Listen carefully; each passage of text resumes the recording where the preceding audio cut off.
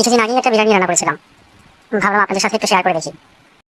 বিরিয়ানি রান্না তেমন কঠিন কিছু না, আপনারা সকলেই অল্প বিস্তর পারেন। আমি আমার মতো করেছি, এটাই একটু শেয়ার করে দেখাতে চাচ্ছি। আমি বিরিয়ানি রান্না করতে গেলে প্রথমে পেঁয়াজ ভেরেস্তাটা করে নিই, এরপর কাঁচা মাংস। আচ্ছা, তার আগে বলিনি, আমি কিন্তু আলুটা আগেই ভেজে নিয়েছি। আচ্ছা, এবার ম্যারিনেটে আসি। কাঁচা মাংসের পর একে একে আসবে আদা বাটা, রসুন বাটা, এরপর বাদাম বাটা, জিরা বাটা, এলাচ, দারচিনি, তেজপাতা এবং সর্বশেষে আসবে নিজের বানানো হোমমেড বিরিয়ানি মশলা।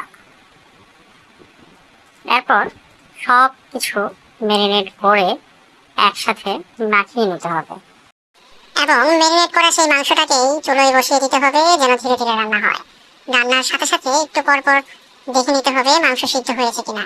এক পাকে দই ঢেলে দিতে হবে এবং রান্না হয়ে গেলে, মাংস সিদ্ধ হয়ে গেলে আমরা ধুয়ে রাখা চাল ঢেলে দিতে পারি। সবশেষে ঢেকে দমে রাখি কিছুক্ষণ। গরম গরম বিফ বিরিয়ানি রেডি। চাইলে সঙ্গে সালাদ রাখলে স্বাদ কিন্তু আরো বাড়ে। আপনারাই দেখুন কেমন হয়েছে আমার বিরিয়ানি রান্না। আমি এখন প্লেটে নিয়ে দেখতে চাচ্ছি আসলে কেমনটা হয়েছে।